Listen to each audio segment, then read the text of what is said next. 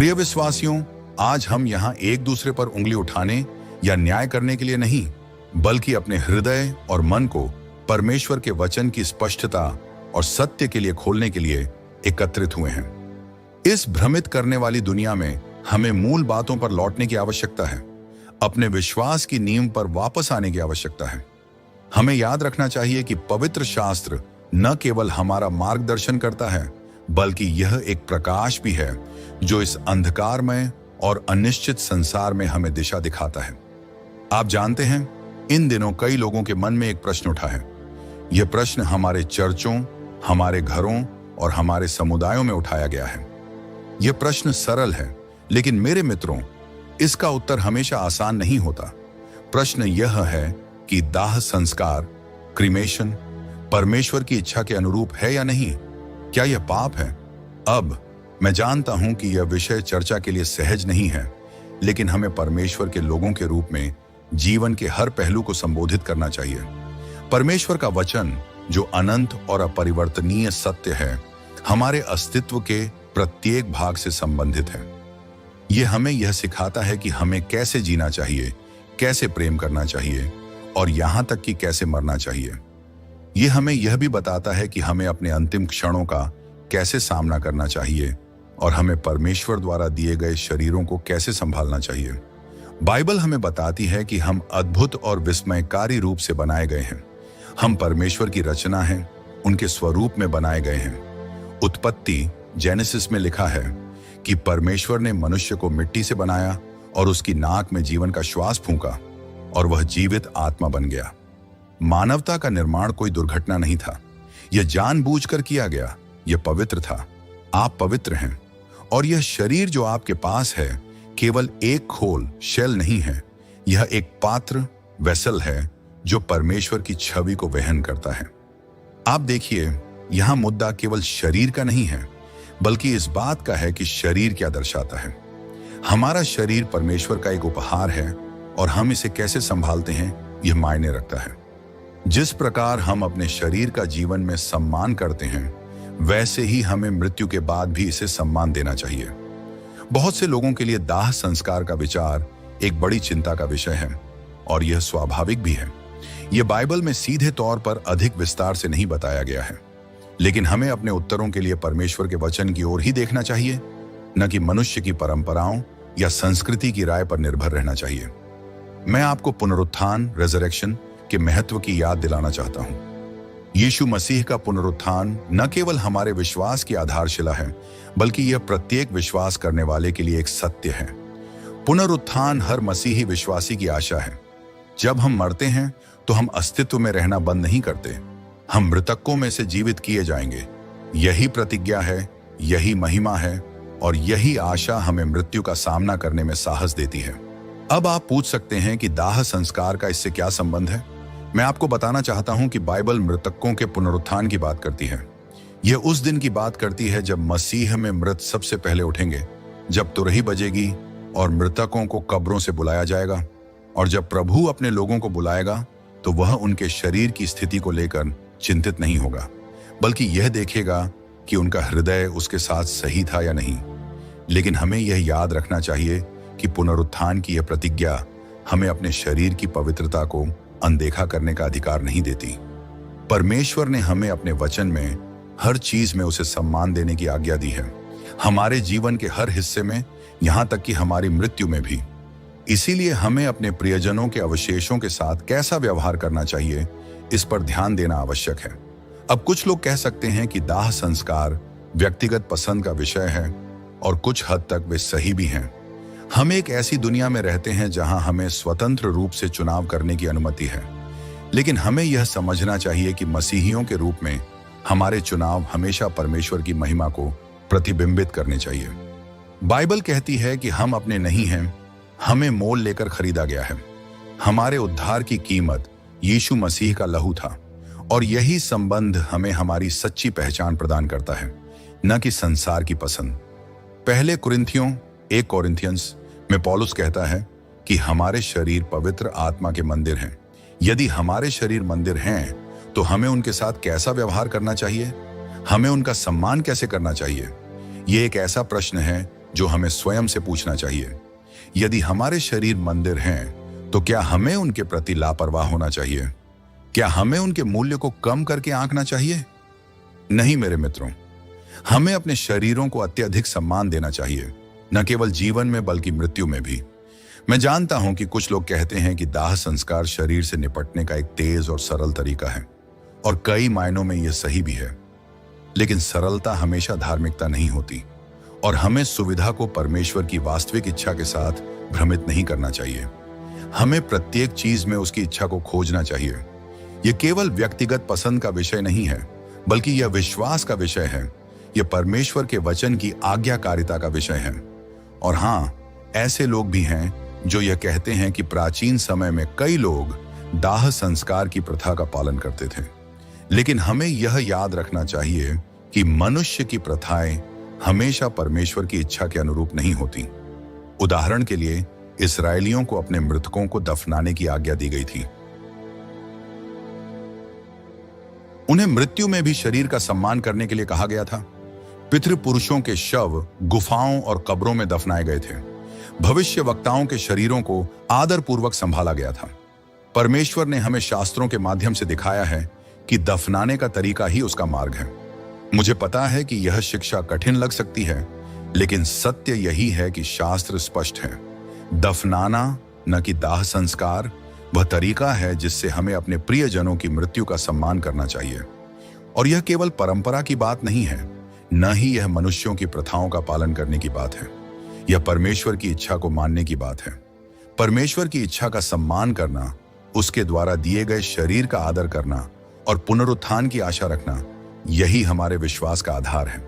प्रेरित पौलुस प्रथम कुरिन्थियों 15 में मृतकों के पुनरुत्थान की बात करता है। वह बीज बोए जाने और महिमा में उठाए जाने की चर्चा करता है। और यही हमें ध्यान में रखना चाहिए मित्रों। हम अपने प्रियजनों के शरीर को मिट्टी में बोते हैं, ये जानते हुए कि परमेश्वर अपनी महिमा में उन्हें फिर से जीवित करने में सक्षम है। जब हम अपने प्रियजनों को दफनाते हैं, तो हम विश्वास का एक बयान देते हैं। हम कहते हैं कि हम पुनरुत्थान में विश्वास करते हैं। हम विश्वास करते हैं कि परमेश्वर हमें मृतकों में से उठाएगा, और हम विश्वास करते हैं कि हमारे शरीर नए बना दिए जाएंगे। मुझे पता है कि कुछ लोग इस बारे में असहज महसूस कर सकते हैं। आप सोच सकते हैं, लेकिन अगर मेरे प्रियजन का दाह संस्कार किया गया है तो क्या होगा? अगर मैंने वह निर्णय लिया है तो मैं आपको आश्वस्त करना चाहता हूं कि परमेश्वर दयालु है। वह करुणा से भरा हुआ है। वह हमारे प्रियजनों की राख को नहीं देख रहा, बल्कि हमारे हृदय की स्थिति को देख रहा है। वह देख रहा है कि क्या हम उसके प्रति विश्वास योग्य हैं, क्या हम उसके वचन पर भरोसा करते हैं, और क्या हम पुनरुत्थान के लिए तैयार हैं। लेकिन इसका यह अर्थ नहीं कि हमें सही करने का प्रयास नहीं करना चाहिए। हमें हर चीज में परमेश्वर की इच्छा को खोजना जारी रखना चाहिए, और हमें यह याद रखना चाहिए कि जिस प्रकार हम मृतकों का सम्मान करते हैं, वह जीवन के प्रति हमारी समझ को दर्शाता है। यदि हम पुनरुत्थान में विश्वास करते हैं, यदि हम उस अनंत जीवन में विश्वास करते हैं जो मसीह में होने वालों से प्रतिज्ञा की गई है, तो हमें अपने शरीरों का सम्मान करना चाहिए, यहां तक कि मृत्यु में भी। हमें हर रूप में परमेश्वर का आदर करना चाहिए, और इसमें यह भी शामिल है कि हम अपने प्रियजनों को कैसे अंतिम विदाई देते हैं। इसलिए आज मैं आपसे अनुरोध करता हूं कि इन बातों पर विचार करें। आपका विश्वास आपको मृत्यु में शरीर के सम्मान के बारे में क्या सिखाता है? परमेश्वर का वचन क्या कहता है? और आप इस सत्य को कैसे जिएंगे जब आप अपने प्रियजनों के अंतिम क्षणों को संभालेंगे? आइए हम पूर्ण श्रद्धा के साथ परमेश्वर की ओर मुड़ें, उसकी मार्गदर्शिका, उसकी बुद्धि और उसकी कृपा की याचना करें। पवित्र शास्त्र के पहले ही पृष्ठों से हम देखते हैं कि परमेश्वर कोई दूरस्थ सृष्टिकर्ता नहीं है जिसने केवल ब्रह्मांड को रचा और फिर पीछे हट गया। नहीं, हमारा सृष्टिकर्ता एक व्यक्तिगत परमेश्वर है जो हर मानव जीवन की रचना में गहराई से शामिल है। उत्पत्ति 1:27 कहता है कि परमेश्वर ने मनुष्य को अपने स्वरूप में बनाया, अपने ही स्वरूप में उसने उसे रचा, नर और नारी उसने उन्हें रचा। यह पहली बात है जिसे हमें समझने की आवश्यकता है। आप परमेश्वर द्वारा बनाए गए हैं, उसकी अपनी ही रचनात्मकता से गढ़े गए हैं और उसके स्वरूप में ढाले गए हैं। आपका शरीर केवल प्रकृति की एक दुर्घटना नहीं है, न ही यह कोशिकाओं और परमाणुओं का मात्र एक संयोग है। यह एक दिव्य रचना है। हम भजन संहिता 139 का 13-14 में पढ़ते हैं, तूने मेरे अंतःकरण को रचा, तूने मुझे मेरी माता के गर्भ में रचा। मैं तेरी स्तुति करूंगा क्योंकि मैं भय योग्य और अद्भुत रूप से बना हूं। ये शब्द मेरे मित्रों केवल काव्यात्मक भाषा नहीं है, यह सत्य है। ऐसा सत्य जो हमें बताता है कि हम मनुष्यों को एक उद्देश्य के साथ, एक दिव्य योजना के अनुसार और एक विशेष डिजाइन के साथ बनाया गया है। और मुझे आपको यह बताने दीजिए, यदि हमारे शरीर परमेश्वर का उपहार हैं तो वे पवित्र हैं। जीवन की वह श्वास जो हमें जीवित करती है वह उसी से आती है। यह शरीर जिसमें हम चलते फिरते हैं, जिसे हम इस पृथ्वी पर उसकी सेवा करने के लिए उपयोग करते हैं, यह शरीर एक पवित्र पात्र है। प्रेरित पौलुस कुरिन्थियों 6 अध्याय के 19-20 में लिखते हैं, क्या तुम नहीं जानते कि तुम्हारे शरीर पवित्र आत्मा के मंदिर हैं जो तुम में है और जिसे तुमने परमेश्वर से पाया है? तुम अपने नहीं हो, क्योंकि तुम्हें मोल लेकर खरीदा गया है। इसलिए अपने शरीर के द्वारा परमेश्वर की महिमा करो। अब मैं चाहता हूं कि आप इस पर एक क्षण के लिए विचार करें। पौलुस कहते हैं कि हमारे शरीर पवित्र आत्मा के मंदिर हैं। केवल हमारी आत्माएं नहीं, केवल हमारा मन नहीं, बल्कि हमारे शरीर भी मंदिर हैं। यह एक गहरा कथन है। इसका अर्थ यह है कि आपका प्रत्येक अंग पवित्र है। आपकी आंखें, आपके हाथ, आपके पैर, आपका हृदय, ये सभी परमेश्वर का सम्मान करने के लिए बनाए गए हैं। आपका शरीर एकमात्र नष्ट होने वाला खोल नहीं है। ये एक पात्र है, एक मंदिर है, और हमें इसका सम्मान करना चाहिए, ठीक उसी प्रकार जैसे हम स्वयं परमेश्वर के मंदिर का सम्मान करते हैं। यही आपकी कीमत है। यही कारण है कि परमेश्वर आपके बारे में इतनी परवाह करता है। अब मित्रों, मैं चाहता हूं कि आप इस शरीर की अनंत प्रकृति को समझें। जब परमेश्वर ने हमें बनाया तो उसने कोई गलती नहीं की। उसने हमें कुछ ऐसा नहीं बनाया जो बिना किसी उद्देश्य के बस नष्ट हो जाए। नहीं, उसने हमें एक अनंत उद्देश्य के लिए बनाया। हाँ, हम मिट्टी हैं और हाँ, हम इस पृथ्वी पर धूल में मिल जाएंगे, लेकिन यह शरीर भविष्य की महिमा के लिए बनाया गया था। यह समझना महत्वपूर्ण है कि मृत्यु परमेश्वर की मूल योजना का हिस्सा नहीं थी। पाप के कारण मृत्यु इस संसार में आई। यह परमेश्वर की रचना का हिस्सा नहीं थी, लेकिन मृत्यु का सामना करने के बावजूद विश्वासियों के लिए आशा है, क्योंकि परमेश्वर के पास पुनरुत्थान की योजना है। 1 कुरिन्थियों 15 का 42 से 44 में पौलुस समझाते हैं, जो शरीर बोया जाता है वह नाशवान होता है, परंतु जो जी उठता है वह अविनाशी होता है। जो बोया जाता है वह अपमानित होता है, परंतु जो जी उठता है वह महिमामय होता है। जो बोया जाता है वह निर्बल होता है, परंतु जो जी उठता है वह सामर्थी होता है। जो बोया जाता है वह प्राकृतिक शरीर होता है, परंतु जो जी उठता है वह आत्मिक शरीर होता है। यही सुसमाचार का हृदय है कि यद्यपि हमारे शरीर एक दिन धूल में मिल जाएंगे, परमेश्वर उन्हें फिर से जीवित करेगा। वह उन्हें एक महिमामय अविनाशी शरीर में बदल देगा जो अनंत काल के योग्य होगा। यही कारण है कि हमें यह समझना चाहिए कि जब हम अपने शरीरों का सम्मान करते हैं तो हम इसे पुनरुत्थान की आशा के साथ करते हैं। अंत नहीं है, यह अंतिम शब्द नहीं है। अंतिम शब्द जीवन है। अंतिम शब्द विजय है। अंतिम शब्द वह प्रतिज्ञा है कि जिस प्रकार मसीह मृतकों में से जी उठे, वैसे ही हम भी महिमा में जी उठेंगे। यही कारण है कि हमें अपने शरीर का इस जीवन में सम्मान करने की आज्ञा दी गई है। हमारे शरीर मंदिर हैं और एक दिन ये मंदिर पुनरुत्थित किए जाएंगे। हम अपने शरीर के साथ क्या करते हैं, इसका महत्व है जिस तरह से हम उनके साथ जीते हैं, जिस तरह से हम उनके साथ व्यवहार करते हैं, जिस तरह से हम उनके माध्यम से परमेश्वर की महिमा करते हैं। इसका अनंत महत्व है। तो आइए इस मूलभूत सत्य पर विचार करें। आपका शरीर हल्के में लेने के लिए नहीं है।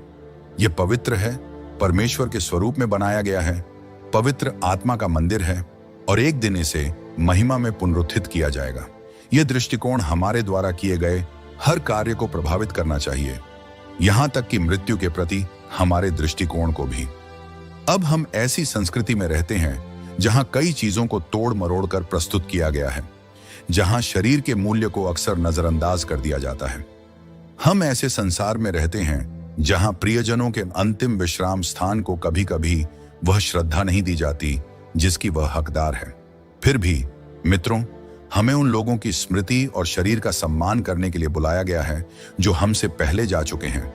क्योंकि यह हमारे विश्वास की गवाही है। यह इस बात की गवाही है कि हम पुनरुत्थान में विश्वास करते हैं। यह एक कथन है कि हम मानते हैं कि परमेश्वर शरीर को शून्यता में सड़ने नहीं देंगे, बल्कि इसे महिमा में उठाएंगे। इसीलिए हम अपने मृतकों को हल्के में दफन नहीं करते। हम मृतक के शरीर को ऐसा व्यवहार नहीं देते जैसे कि उसका कोई महत्व नहीं है, जैसे कि वह केवल एक खोल है।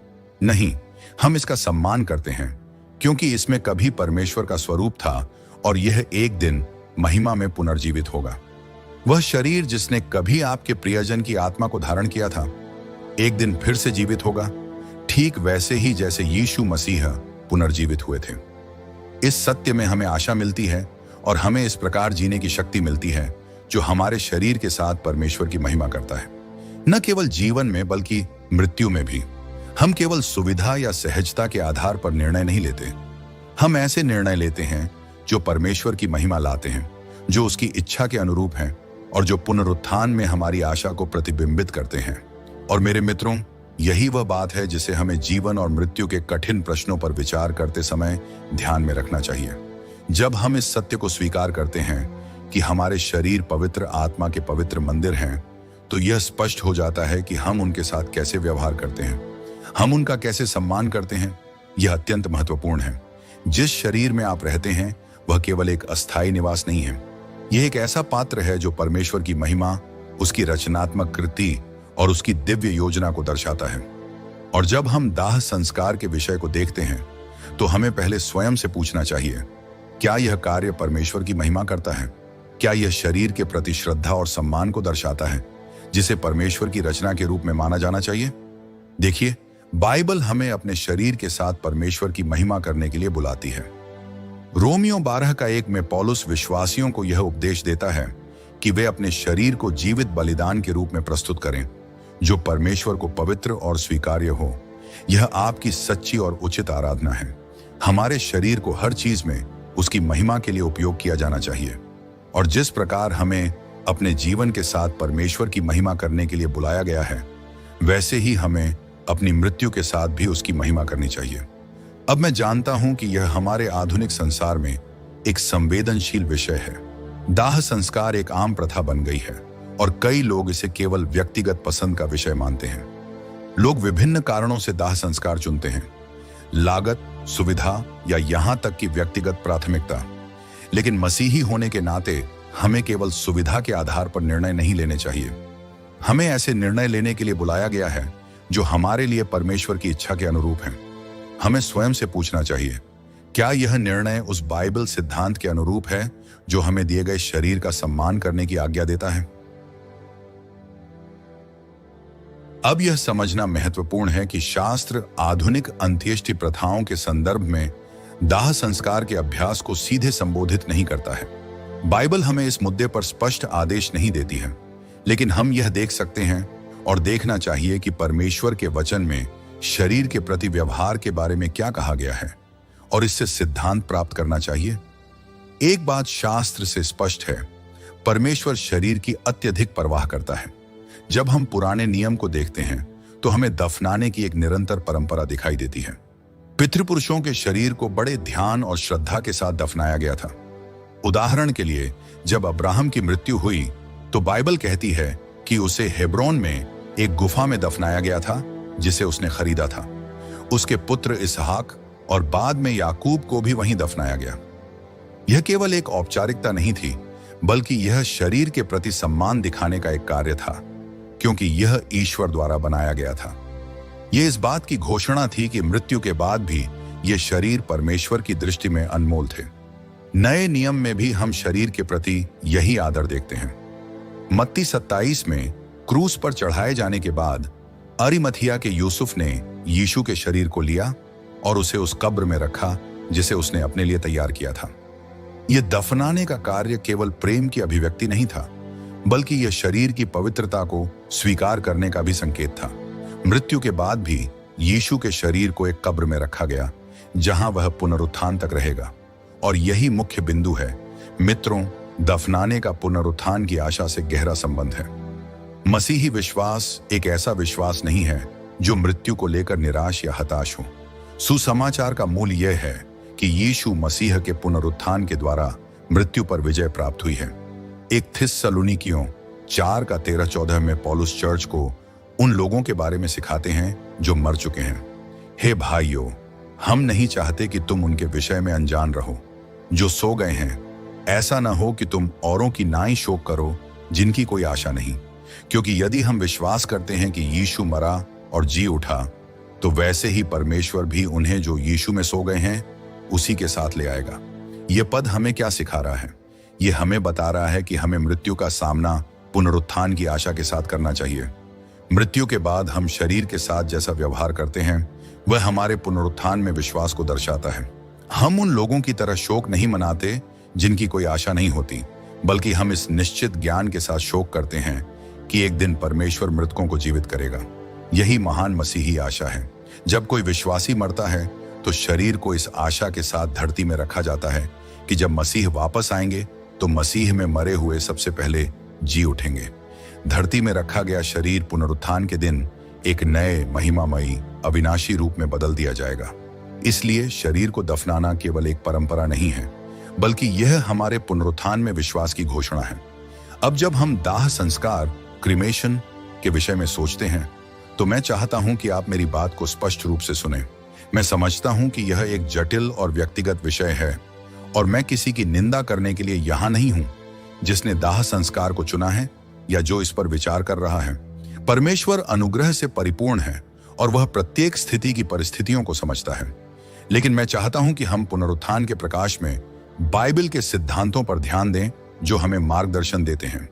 दफनाने की क्रिया हमारे शरीर के परिवर्तन की उस आशा का एक शक्तिशाली प्रतीक है जिसे परमेश्वर पूरा करेगा।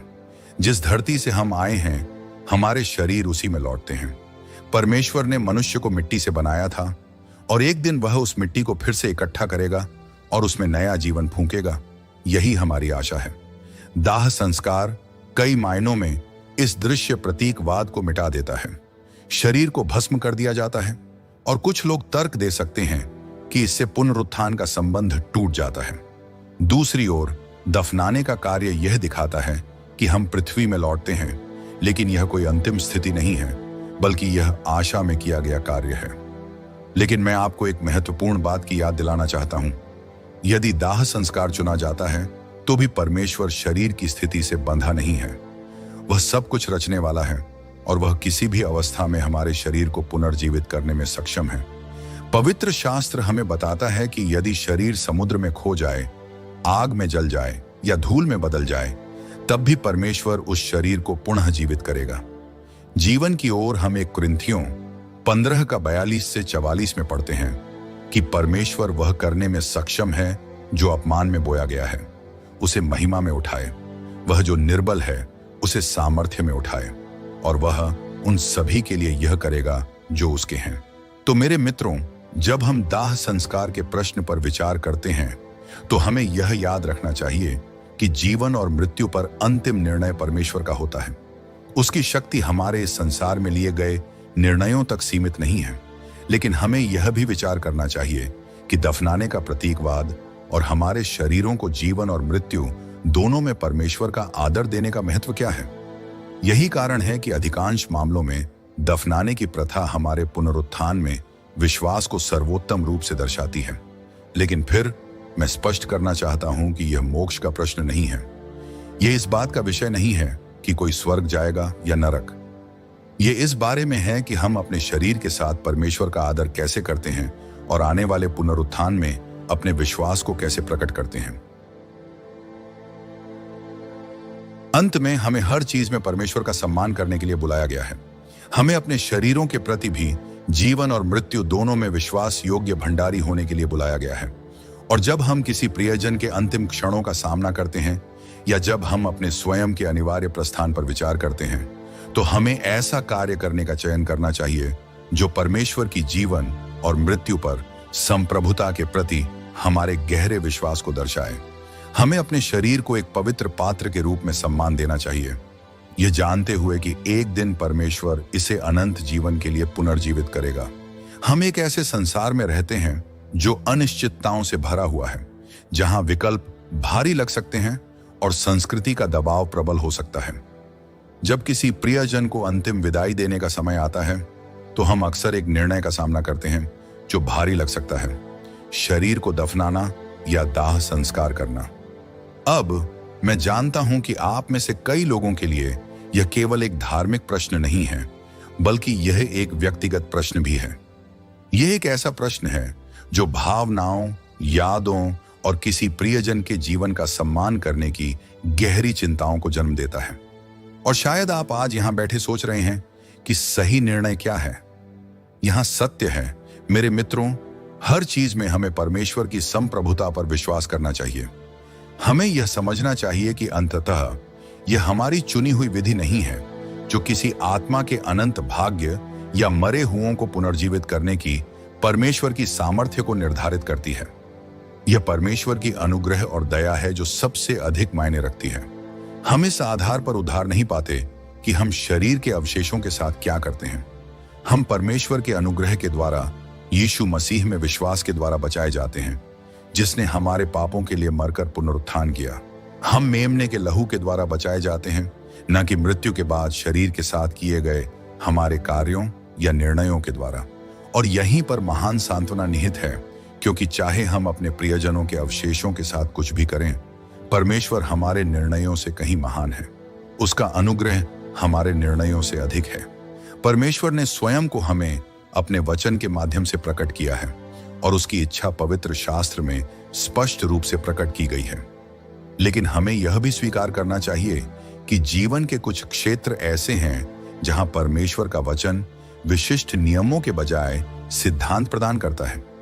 कुछ क्षेत्रों में बाइबल हमें स्पष्ट रूप से निर्देश देती है जहां उसकी शिक्षाएं अस्पष्ट नहीं हैं। लेकिन ऐसे भी क्षेत्र हैं, जैसे कि यह विषय, जहां हमें ज्ञान, प्रार्थना और पवित्र आत्मा के मार्गदर्शन का उपयोग करके ऐसे निर्णय लेने होते हैं जो हमारे विश्वास और परमेश्वर में हमारे भरोसे को प्रतिबिंबित करते हैं। परमेश्वर का वचन इस बात को लेकर स्पष्ट है कि हमारे शरीरों का सम्मान किया जाना चाहिए, चाहे वह जीवन में हो या मृत्यु में। लेकिन परमेश्वर ने हमें अंतिम संस्कार के विशेष तरीके पर कोई कठोर नियम नहीं दिया है।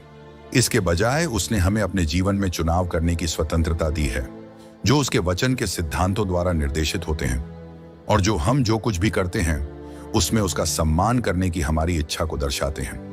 मुख्य बात यह है कि यह सुनिश्चित किया जाए कि हमारे निर्णय उसकी महिमा को प्रतिबिंबित करते हैं और हम सभी चीजों में उसकी इच्छा को खोजें। अब मैं जानता हूं कि कुछ लोग मानते हैं कि दाह संस्कार गलत है, कि यह शरीर और बाइबलीय परंपरा कुछ लोग मानते हैं कि दाह संस्कार गलत है और यह दफनाने की बाइबलीय परंपरा के विरुद्ध है। मैं समझता हूं कि वे ऐसा क्यों सोच सकते हैं, लेकिन मेरे मित्रों, मैं आपको यह स्मरण कराना चाहता हूं कि परमेश्वर बाहरी परिस्थितियों से बंधा हुआ नहीं है। वह इस बात से सीमित नहीं है कि शरीर के साथ क्या होता है, चाहे उसे किसी कब्र में दफनाया जाए या अग्नि में जलाकर राख कर दिया जाए और हवाओं में बिखेर दिया जाए। परमेश्वर ही वह है जिसके पास जीवन और मृत्यु पर संपूर्ण अधिकार है। वही वह है जो पुनरुत्थान को लेकर आएगा। आप देखें, पुनरुत्थान इस बात पर निर्भर नहीं करता कि मृत्यु के बाद भौतिक शरीर के साथ क्या होता है। यह परमेश्वर की शक्ति के बारे में है जो फिर से सृजन कर सकती है, छुड़ा सकती है और एक नए जीवन के लिए पुनः जीवित कर सकती है। शरीर, चाहे संसार में इसके साथ जो कुछ भी किया जाए, एक दिन परमेश्वर के सामर्थी हाथों द्वारा पुनर्जीवित किया जाएगा। और जब वह दिन आएगा, हम सब, चाहे दफनाए गए हों या दाह संस्कार किए गए हों, उसके सामने खड़े होंगे। हमारे शरीर महिमामय और नए बनाए गए होंगे। 1 कुरिन्थियों 15 में पौलुस पुनरुत्थान के रहस्य के बारे में लिखते हैं, मरे हुओं के पुनरुत्थान का भी यही हाल होगा। जो शरीर बोया जाता है वह नाशवान होता है, जो उठाया जाता है वह अविनाशी होता है। जो बोया जाता है वह अपमानित होता है, जो उठाया जाता है वह महिमामय होता है। जो बोया जाता है वह निर्बल होता है, जो उठाया जाता है वह सामर्थी होता है। जो प्राकृतिक शरीर बोया जाता है वह आत्मिक शरीर उठाया जाता है। 1 कुरिन्थियों 15 का 42 से 44। पुनरुत्थान इस बात पर निर्भर नहीं करता कि शरीर इस जीवन में किस अवस्था से गुजरता है, बल्कि यह परमेश्वर की शक्ति पर निर्भर करता है जो इसे रूपांतरित और पुनः स्थापित करने में सक्षम है। और चाहे शरीर के साथ मृत्यु के बाद कुछ भी हो, चाहे वह अग्नि में जल जाए या धूल में बदल जाए, परमेश्वर में इतनी शक्ति है कि वह इसे पुनः जीवित कर सकता है। यही हमारी आशा का स्रोत है, यही हमारा सांत्वना का आधार है। और मेरे मित्रों, मैं आपको इस केंद्रीय सत्य की ओर वापस लाना चाहता हूं। हमें अपना भरोसा इस बात में नहीं रखना चाहिए कि मृत्यु के बाद शरीर के साथ क्या किया जाता है, बल्कि हमें परमेश्वर की पुनरुत्थान देने की शक्ति में अपना भरोसा रखना चाहिए। हमारी आशा हमारे कार्यों या हमारे निर्णयों में नहीं है। हमारी आशा परमेश्वर के अनुग्रह में, यीशु मसीह के बलिदान में और उस पुनरुत्थान में है जो उन सभी की प्रतीक्षा कर रहा है जो उस पर विश्वास करते हैं। अब आप में से कुछ अभी भी इस निर्णय को लेकर संघर्ष कर सकते हैं। शायद आपने किसी प्रियजन को खो दिया है और यह प्रश्न कि उनकी मृत्यु के बाद उन्हें कैसे सम्मान दिया जाए आपके हृदय पर भारी बोझ डाल रहा है। शायद आप स्वयं अपनी मृत्यु की अवश्यंभावी वास्तविकता का सामना कर रहे हैं और सोच रहे हैं कि सही कार्य क्या होगा। लेकिन आज मैं आपको स्मरण कराना चाहता हूं कि सबसे बढ़कर परमेश्वर अनुग्रह और दया से परिपूर्ण है। वह हमारे संघर्षों, हमारी भावनाओं, हमारे हानि के दर्द और हमारे प्रश्नों को समझता है और वह हमसे यह वादा करता है कि वह हमें हर बात में मार्गदर्शन देगा। यदि आप अपने निर्णय में परमेश्वर की इच्छा खोज रहे हैं तो जान लीजिए कि वह आपको मार्ग दिखाएगा। वह आपके हृदय में शांति देगा और आपको बुद्धि प्रदान करेगा ताकि आप ऐसा निर्णय लें जो आपके विश्वास को प्रतिबिंबित करता हो। और मित्रों, यह भी याद रखें कि जो मसीह यीशु में हैं, उनके लिए कोई दोषारोपण नहीं है। यदि आपने अपने लिए या किसी प्रियजन के लिए दाह संस्कार को चुना है तो अपराध बोध या संदेह को अपने ऊपर हावी न होने दें। परमेश्वर शरीर की राख को नहीं देख रहा, वह आपके हृदय को देख रहा है। वह यह देख रहा है कि क्या आपने उसके अनुग्रह और उसके पुनरुत्थान में विश्वास रखा है। यही अंततः सबसे महत्वपूर्ण बात है। और जो हम अभी भी जीवित हैं, हमें यह याद रखना चाहिए कि हमें केवल मृत्यु में ही नहीं बल्कि अपने जीवन के हर दिन परमेश्वर का आदर करने की जिम्मेदारी दी गई है। हमें केवल यह नहीं देखना कि मृत्यु के बाद हम अपने शरीरों के साथ क्या करते हैं, बल्कि यह भी देखना है कि हम अपने जीवन को किस प्रकार जीते हैं। हमें ऐसे निर्णय लेने चाहिए जो परमेश्वर की इच्छा और उसकी संप्रभुता पर हमारे विश्वास को प्रतिबिंबित करें। जैसे जैसे हम आगे बढ़ते हैं, हमें जीवन और मृत्यु के कठिन प्रश्नों को लेकर परमेश्वर पर भरोसा रखना चाहिए। हमें उसकी बुद्धि और उसकी शांति को खोजना चाहिए और हमें सदा सदा स्मरण रखना चाहिए कि अंत में हमारी पुनरुत्थान की आशा परमेश्वर की शक्ति और अनुग्रह में है, न कि इस संसार में किए गए हमारे निर्णयों में। हम अपनी आशा उसी पर रखते हैं, हम अपना भरोसा उसी पर रखते हैं और हम जानते हैं कि वह हर चीज को हमारी भलाई के लिए और अपनी सिद्ध इच्छा को पूरा करने के लिए कार्य कर रहा है। हमारी हर बात में हमें परमेश्वर का सम्मान करना है। यह केवल जीवन के बड़े बड़े क्षणों में, जीतों या उत्सवों में नहीं होता। यह तब भी सत्य है जब हम अंधकारमय पलों से गुजर रहे होते हैं, यहां तक कि मृत्यु में भी। आप देखें, मृत्यु के बाद हम अपने प्रियजनों के शरीर के साथ क्या करते हैं। यह भी एक अवसर है कि हम अपने जीवित परमेश्वर में अपने विश्वास को प्रतिबिंबित करें। यह एक अवसर है यह दिखाने का कि हम वास्तव में यह मानते हैं कि वही जीवन और मृत्यु की चाबियां धारण करता है और चाहे कुछ भी हो, वही योग्य है हमारे समस्त आदर के। आराधना जब हम किसी प्रियजन को अंतिम विदाई देने की कठिन घड़ी का सामना करते हैं तो हमारे भीतर गहरा शोक होता है और हम भावनाओं से अभिभूत हो सकते हैं। लेकिन हमारे शोक के बावजूद हमें परमेश्वर का सम्मान करने के लिए बुलाया गया है और जिस प्रकार हम इस अंतिम क्षण को संभालते हैं वह इस बात का प्रतिबिंब होता है कि हम परमेश्वर की शक्ति, उसकी संप्रभुता और उसके शाश्वत वादों के बारे में क्या विश्वास रखते हैं। जैसा कि हमने चर्चा की है, बाइबल दाह संस्कार या दफनाने के बारे में कोई स्पष्ट आदेश नहीं देती है। हालांकि यह स्पष्ट रूप से कहती है कि शरीर पवित्र है और हमें अपने शरीर के माध्यम से परमेश्वर का सम्मान करना चाहिए। मृत्यु के बाद हमारे कार्य, चाहे हम दफनाने को चुने या दाह संस्कार को, इस बात से निर्देशित होने चाहिए कि हम परमेश्वर को किस रूप में समझते हैं और उसने हमें क्या वचन दिया है।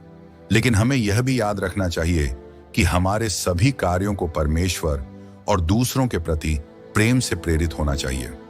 मेरा तात्पर्य यह है कि जब हम अपने प्रियजनों को विश्राम देने के तरीके का चुनाव करते हैं तो हमें आदर, श्रद्धा और प्रेम के भाव से निर्णय लेना चाहिए। हमें यह समझ के साथ यह निर्णय लेना चाहिए कि हम केवल शरीर को एक भौतिक खोल के रूप में नहीं देख रहे हैं, बल्कि उसे परमेश्वर की सृष्टि के रूप में देख रहे हैं। एक ऐसा पात्र जिसने उस आत्मा को धारण किया था जिसे परमेश्वर ने प्रेम किया था। यीशु ने अपने सांसारिक सेवा काल में परमेश्वर और दूसरों से प्रेम करने के महत्व को बार बार जोर देकर कहा। मत्ती 22 का 37 से 39 में जब उनसे पूछा गया कि सबसे बड़ा आज्ञा क्या है, तो उन्होंने उत्तर दिया, तू अपने प्रभु परमेश्वर से अपने संपूर्ण हृदय, अपने संपूर्ण प्राण और अपनी संपूर्ण बुद्धि से प्रेम रख। यह पहली और सबसे बड़ी आज्ञा है और दूसरी इसके समान है, तू अपने पड़ोसी से अपने समान प्रेम रख। हम जो भी निर्णय लें, यहां तक कि मृत्यु में भी, ये दो आज्ञाएं हमारे मार्गदर्शक सिद्धांत होने चाहिए। अब यह निर्णय कि दफनाना चाहिए या दाह संस्कार करना इन आज्ञाओं से कैसे संबंधित है। जो लोग अभी जीवित हैं, चाहे आप अपने लिए यह निर्णय ले रहे हों या किसी प्रियजन के लिए, याद रखें कि आपका चुनाव दूसरों को प्रभावित कर सकता है। लोग अलग अलग तरीकों से शोक मनाते हैं और मृत्यु के बाद शरीर को संभालने का तरीका उन लोगों पर प्रभाव डाल सकता है जो पीछे रह गए हैं। हमें ऐसे निर्णय लेने चाहिए जो हमारे आसपास के लोगों के प्रति संवेदनशीलता को दर्शाए, जो उन टूटे हुए हृदयों के प्रति प्रेम और देखभाल को प्रतिबिंबित करें जो हानि के दुख में डूबे हुए हैं। हमें कुरिन्थियों 10 का 31 में पढ़ते हैं, इसलिए तुम खाते हो या पीते हो या जो कुछ भी करते हो, सब कुछ परमेश्वर की महिमा के लिए करो। यह पद केवल हमारी रोजमर्रा की क्रियाओं के बारे में नहीं है, यह हमारे जीवन के हर पहलू को समाहित करता है। यहां तक कि हमारे जीवन के सबसे कठिन और भावनात्मक क्षणों में भी, जब हम अपने प्रियजनों के शरीरों को संभाल रहे होते हैं, जब हम उन्हें अंतिम विश्राम दे रहे होते हैं, यह एक आराधना का कार्य होता है। यह परमेश्वर के अनुग्रह, दया और मृत्यु के सामने आशा को प्रतिबिंबित करने का एक अवसर होता है और इसे ऐसे तरीके से किया जाना चाहिए जो उसके नाम की महिमा करे। यह निर्णय दुनिया के लिए गवाही देने का भी एक अवसर है। हम मृत्यु का सामना कैसे करते हैं, यह उन लोगों के लिए एक शक्तिशाली साक्षी हो सकता है जो हमें देख रहे हैं। जो लोग मसीह को नहीं जानते, वे यह देखेंगे कि हम हानि के दुख को कैसे संभालते हैं और हम दफनाने या दाह संस्कार के संबंध में क्या निर्णय लेते हैं। क्या हमारे कार्य हमारे पुनरुत्थान में विश्वास की गवाही देंगे? क्या हमारे निर्णय उस आशा को प्रतिबिंबित करेंगे जो हमें परमेश्वर द्वारा प्रतिज्ञा किए गए अनंत जीवन में है? यही कारण है कि हमें हमेशा अपने आप से यह प्रश्न पूछना चाहिए, क्या यह निर्णय परमेश्वर की महिमा के लिए है? यूहन्ना 11 में जब यीशु लाजर की कब्र पर पहुंचे तो वे रोए। हालांकि वे जानते थे कि वे लाजर को मृतकों में से जिलाने जा रहे हैं, फिर भी वे रोए। यीशु जानते थे कि मृत्यु एक शत्रु है और यह परमेश्वर की मूल योजना का हिस्सा कभी नहीं था। लेकिन वे यह भी जानते थे कि वही पुनरुत्थान और जीवन है, और वे यह भी जानते थे कि मृत्यु को अंतिम शब्द नहीं मिलेगा। लाजर की कहानी उन सभी विश्वासियों के लिए आने वाली चीजों की एक सुंदर तस्वीर है। उस हानि के क्षण में यीशु ने शोक संतप्त लोगों के प्रति अपनी गहरी करुणा और प्रेम को प्रदर्शित किया। उन्होंने दिखाया कि यहां तक कि सबसे अंधकारमय क्षणों में भी परमेश्वर की महिमा चमक सकती है। उसी तरह जब हम मृत्यु का सामना करते हैं तो हमें परमेश्वर की महिमा को प्रतिबिंबित करना चाहिए। प्रियजन की मृत्यु, जब हम अपने किसी प्रियजन की मृत्यु का सामना करते हैं तो शोक के बीच भी हम परमेश्वर की महिमा को प्रतिबिंबित कर सकते हैं। हम यह दर्शा सकते हैं कि मृत्यु अंत नहीं है।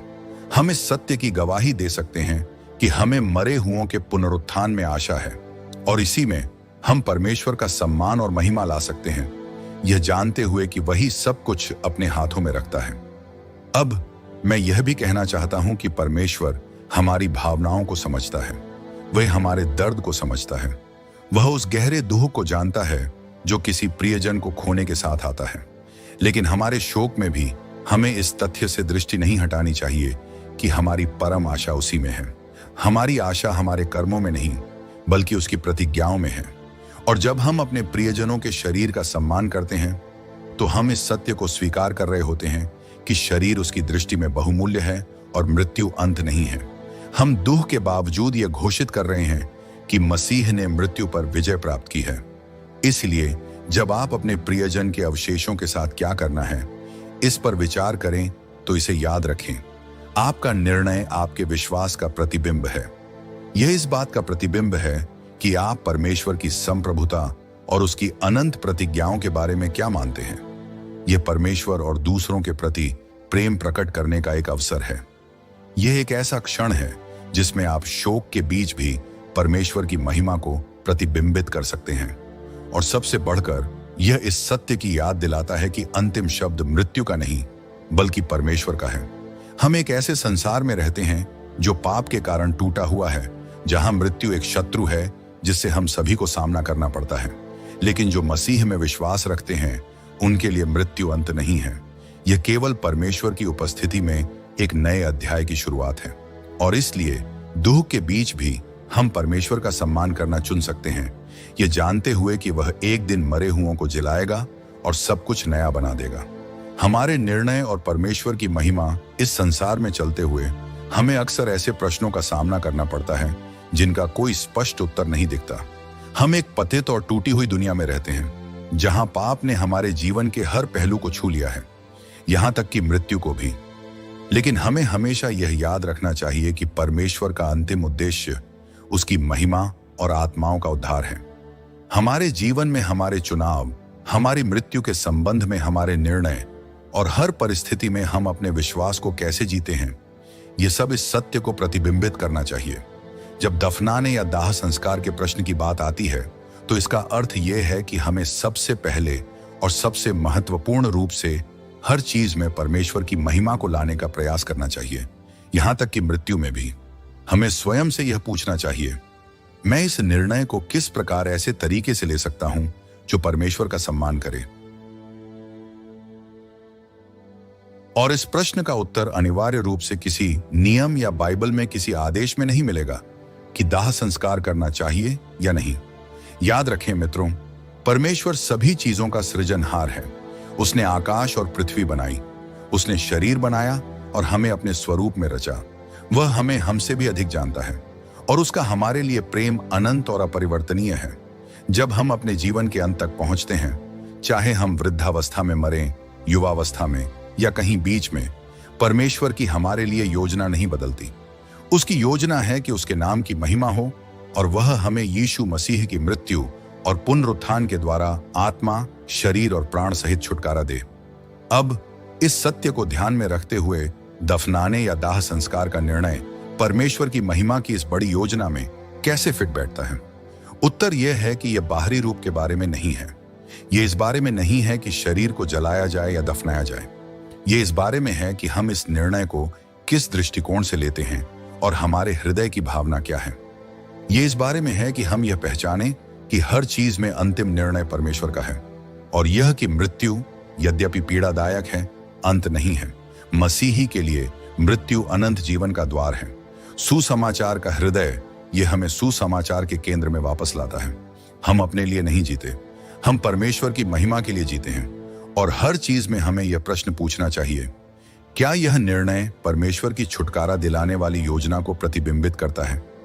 यहां तक कि जब हम मृत्यु के बाद शरीर के उपचार पर विचार कर रहे हों, हमें यह याद रखना चाहिए कि परमेश्वर की छुटकारा दिलाने की योजना हमारी अस्थायी परिस्थितियों से कहीं अधिक बड़ी है। जबकि मृत्यु कहानी का अंत लग सकती है, हम जानते हैं कि यीशु मसीह के द्वारा मृत्यु पर जय पाई गई है। उसका पुनरुत्थान इस बात की गारंटी है कि हम भी एक दिन पुनर्जीवित होंगे। हमारे शरीर रूपांतरित होंगे, नए बनाए जाएंगे, अविनाशी होंगे। 1 कुरिन्थियों 15:54-55 में पौलुस लिखते हैं, जब यह नाशवान अविनाशी का वस्त्र पहन लेगा और यह मरणशील अमृता का वस्त्र पहन लेगा, तब वह वचन पूरा होगा जो लिखा है, मृत्यु की जय हुई है। हे मृत्यु, तेरी जय कहाँ रही? हे मृत्यु, तेरा डंक कहाँ रहा? यही मसीही विश्वास की महान आशा है। मृत्यु का अंतिम शब्द नहीं है, और यह विजय जो मसीह ने हमारे लिए प्राप्त की है, वह पाप, मृत्यु और हर उस शक्ति पर विजय है जो हमें हमारी सच्ची खुशी से वंचित करना चाहती है। तो जब हम यह विचार कर रहे हों कि किसी प्रियजन को कैसे विश्राम देना है, तो हमें भय या चिंता में नहीं पड़ना चाहिए। हमें यह याद रखना चाहिए कि परमेश्वर सब चीजों में संप्रभु है और उसने पहले ही मृत्यु पर जय प्राप्त कर ली है। चाहे शरीर को दफनाया जाए या जलाया जाए, परमेश्वर की शक्ति में कोई कमी नहीं आती, क्योंकि अंतिम दिन वही परमेश्वर जो हमें रचा है हमें पुनः जीवित करेगा और हमें अपनी महिमा में भागी बनाएगा। मृत्यु के बाद का निर्णय परमेश्वर की महिमा और हमारी आशा। यह बाहरी कार्य नहीं है जो परिणाम निर्धारित करता है, बल्कि यह परमेश्वर की शक्ति है जो पुनरुत्थान को लाएगी। हमें अपने जीवन और मृत्यु के हर पहलू को नियंत्रित करने की अपनी क्षमता पर भरोसा नहीं रखना चाहिए। इसके बजाय हमें अपनी आशा उस पर रखनी चाहिए जो मृत्यु और अधोलोक की कुंजियां रखता है। उसी ने कब्र पर जय प्राप्त की और वही यह प्रतिज्ञा करता है कि हम अनंत काल तक उसके साथ रहेंगे।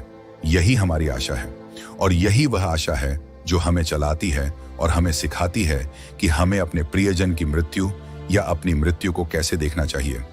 हमें यह याद रखना चाहिए कि परमेश्वर की योजना हमारे जीवन में लिए गए निर्णयों से कहीं बड़ी है। वह हर चीज में कार्य कर रहा है, जिसमें मृत्यु से संबंधित हमारे निर्णय भी शामिल हैं। चाहे वह दफनाना हो या दाह संस्कार, यह निर्णय हमें परिभाषित नहीं करता।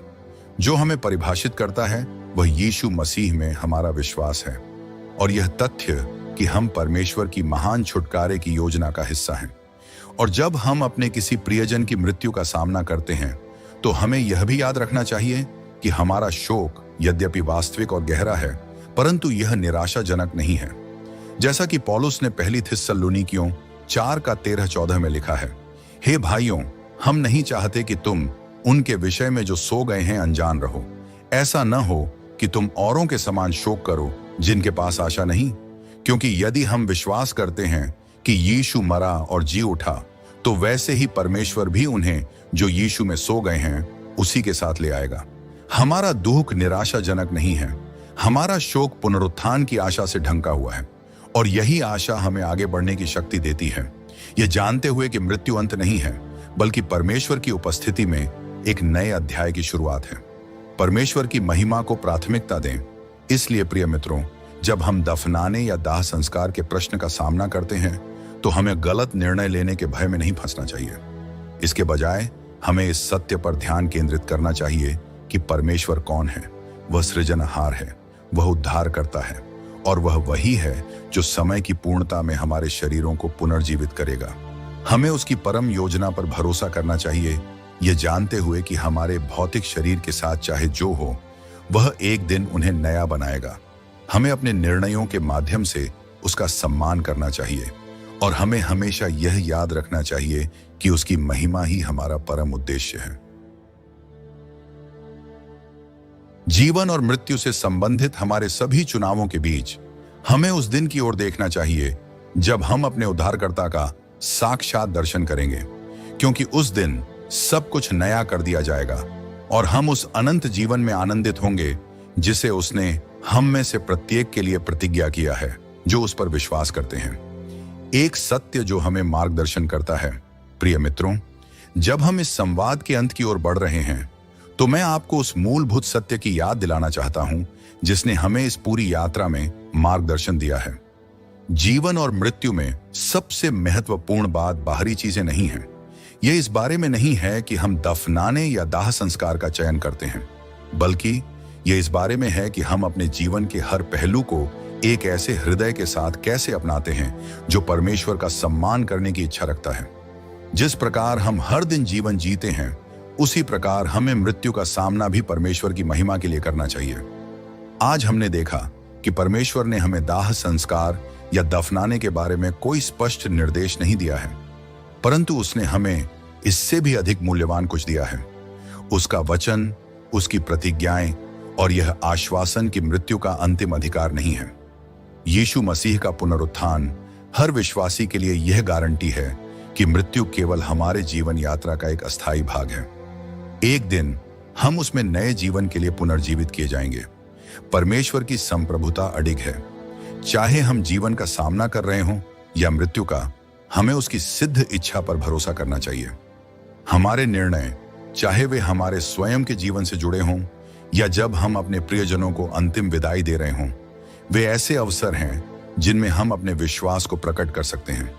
हमें उसकी बुद्धि को खोजना चाहिए और सबसे बढ़कर हमें हर चीज में उसे सम्मान देने का प्रयास करना चाहिए। विश्वास कर्मों से बढ़कर है। हम यह भी याद रखें प्रिय मित्रों कि हमें हमारे कार्य नहीं परिभाषित करते, बल्कि यीशु मसीह में हमारा विश्वास हमें परिभाषित करता है। हमारा उद्धार इस बात पर निर्भर नहीं करता कि हम मृत्यु के बाद शरीर के साथ क्या करते हैं, बल्कि यह इस पर निर्भर करता है कि मसीह ने हमारे लिए क्रूस पर क्या किया है। उसी के बलिदान, उसी के प्रेम और उसी के पुनरुत्थान के द्वारा हमें अनंत जीवन की आशा मिली है, और यही आशा हमें सबसे अंधकारमय क्षणों में भी शांति प्रदान करती है, यहां तक कि हानि का सामना करते समय भी। मृत्यु का अंतिम शब्द नहीं है। मृत्यु चाहे जितनी भी पीड़ादायक हो, उसका अंतिम शब्द नहीं है। कब्र मसीह में विश्वास करने वालों के लिए अंत नहीं है। हमें उस दिन की ओर देखना चाहिए जब हम पुनरुत्थान प्राप्त करेंगे, जब सब कुछ नया बना दिया जाएगा और जब हम अपने उद्धारकर्ता की उपस्थिति में सदा के लिए खड़े होंगे। अपने जीवन को परमेश्वर की महिमा के लिए जिए जब तक वह दिन नहीं आता। आइए हम अपने जीवन को इस प्रकार जिए कि वह उसकी महिमा, उसकी अनुग्रह और उसके प्रेम को प्रतिबिंबित करे, ताकि अन्य लोग भी हमारे भीतर उसकी आशा को देख सकें। इसलिए चाहे आप दफनाने का चयन करें या दाह संस्कार, चाहे आप अपनी मृत्यु का सामना कर रहे हों या किसी प्रियजन की हानि का शोक मना रहे हों, यह याद रखें, आपका निर्णय परमेश्वर का सम्मान करने का एक अवसर है। यह इस बात की घोषणा करने का एक अवसर है कि आप उसकी संप्रभुता, उसकी अनुग्रह और उसके पुनरुत्थान पर भरोसा करते हैं। और यह हमें याद दिलाने का अवसर भी है कि मृत्यु का अंतिम अधिकार नहीं है।